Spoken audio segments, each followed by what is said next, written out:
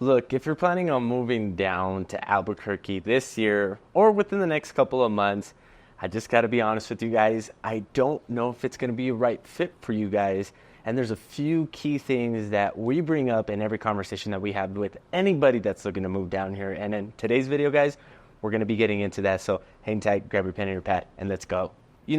More and more conversations that we have around people moving down here to Albuquerque, New Mexico, the more I start to figure out why people should not move down here to Albuquerque, New Mexico. And there's a few pain points that I want to bring up in this video and discuss with you guys. That way you guys are aware of them. And I got to remind you that if this is your first time tuning into the Living in Albuquerque channel, welcome. My name is Eli.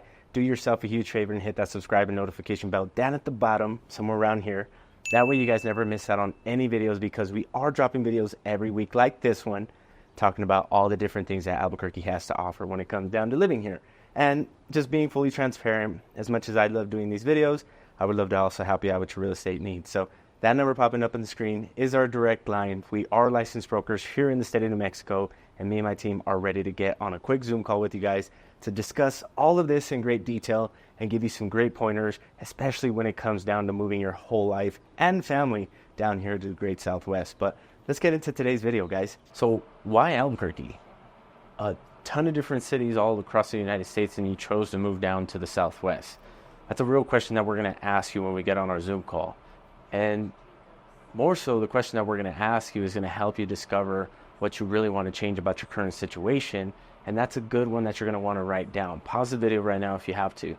Ask yourself, what do I currently want to change about my current situation? And fill in the blanks, right? Write them all down. It can look like a sheet of paper and just list all the pros and cons of where you live now versus Albuquerque. Because I can tell you right now that a lot of people are moving down here because, number one, our culture and our affordability is just bar none.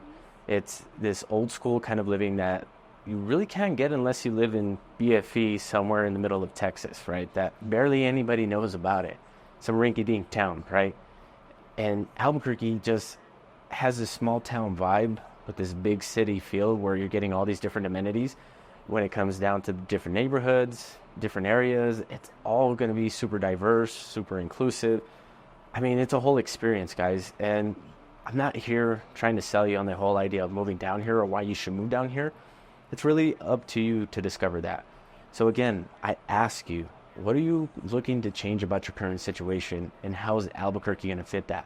The people that live in Albuquerque is really this mix of people who are looking to retire and people who are looking for somewhere that is a little bit more affordable.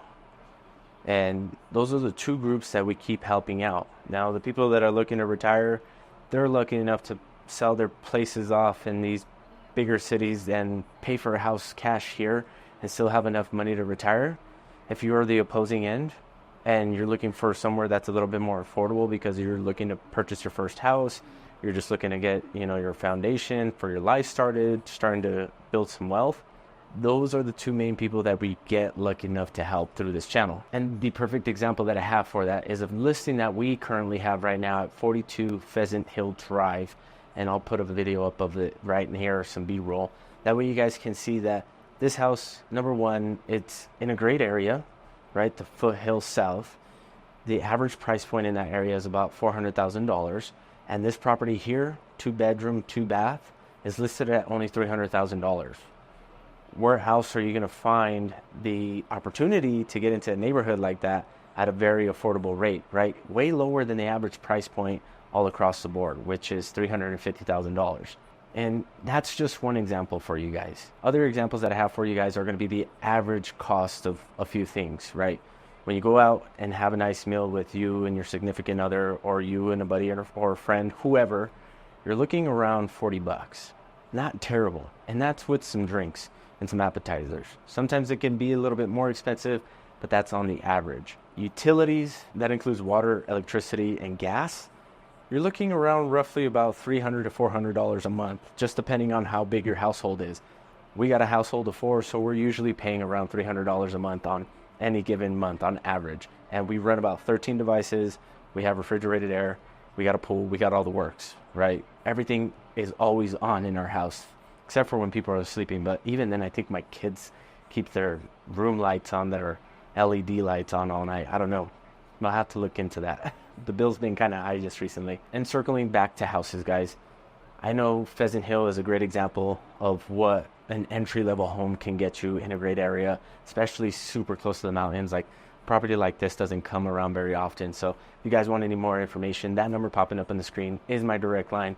Feel free to reach out, because we'd love to show you houses like this one and other ones that potentially could fit your needs. And on this topic of houses, guys, you can pay anywhere on the average of $320,000 to $360,000, depending on what neighborhood you're in.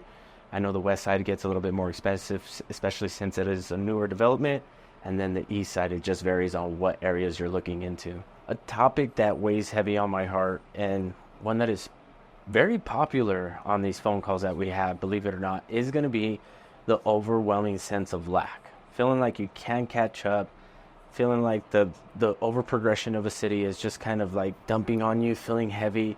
It gets real for some people, especially now with all the information, all the social media inundation that we have, and all of these things that continuously gets thrown at us. I know a lot of people are feeling it. And when people move down here at Albuquerque, they feel like they can kind of take some of that pressure off. I don't know if it's the case of everything being a little bit more spread out, or if it's because we are the land of mañana. And what that means is that we really put things off till tomorrow. Everything isn't an emergency. There's a lot more important things that are priority, like family and friends, and making sure that our happiness and our health is kind of put up at the forefront. I know that with the level of people that we have here, over 40% of our population here is from that 18 to like 35 range, which is, my people. And we're really all about that, right? Getting our minds right, getting our bodies right, and really not dealing with all this BS that our parents really put on us about progression, and getting better and doing this. It's really about centering ourselves and figuring out how we can be a better version of who we are and being comfortable with it, right? All the negatives, all the positives, and all that. And I really feel like you can do that here. You're not stressing out over keeping up with the Joneses, because the average person here is a blue-collar worker. They make around $50,000 a year. They don't live these glamorous lifestyles. So anytime that you see people being flashy, wearing designer clothes and all that stuff, you almost feel out of place, because it's not popular here. We really don't care.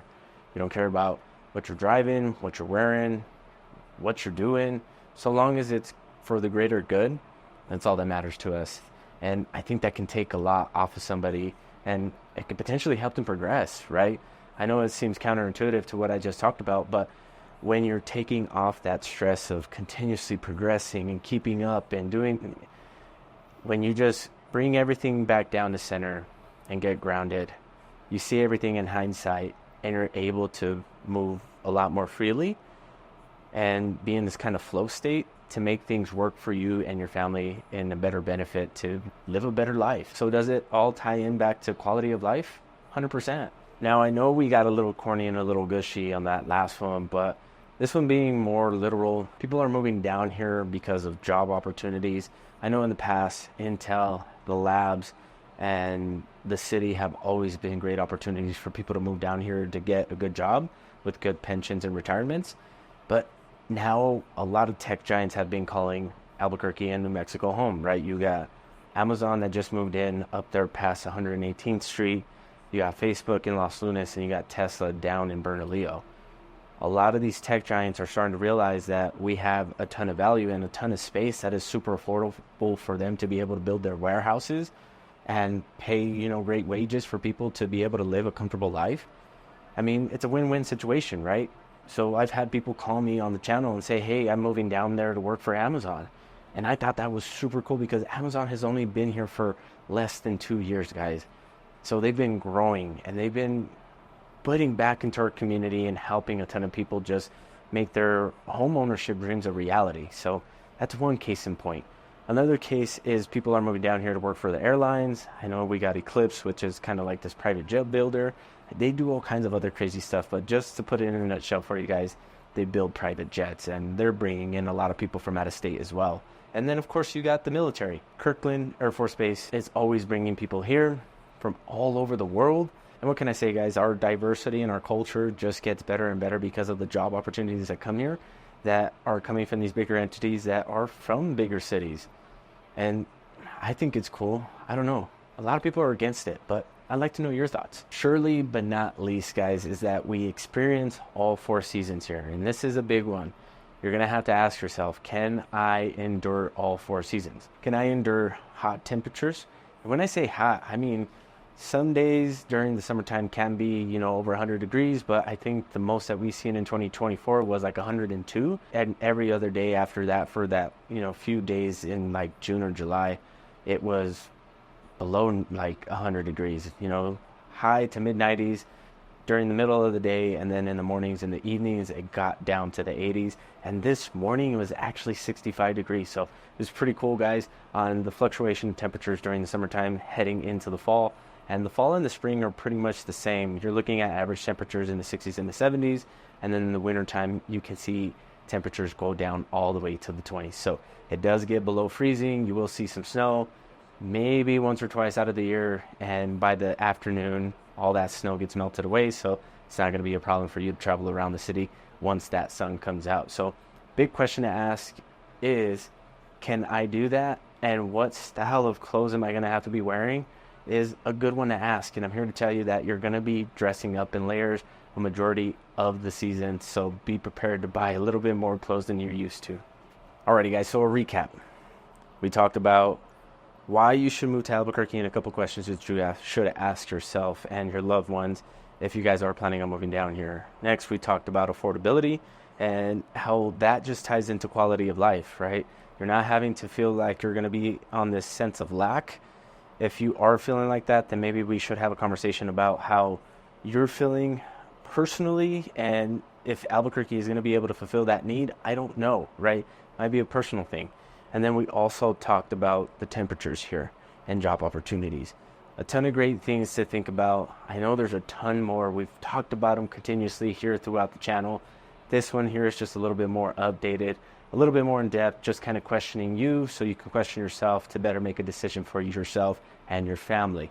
Now, if you are planning on moving down here this year or the next year, that number popping up on the screen is our direct line. And as much as I love doing these videos, I would love to help you out with your real estate needs. So feel free to call or text at any time. I am the one that answers all the calls, texts, and emails. So I'd love to help you out with that next step in getting you down here to Albuquerque. But I got to get back to getting this desk work done. I got a ton of emails to get back to. They're probably from you guys asking me what it's going to take to get you down here to Albuquerque, wanting to hop on a Zoom call to schedule one. So if that is you, look out for my message, and I look forward to talking with you guys in the next video. Peace.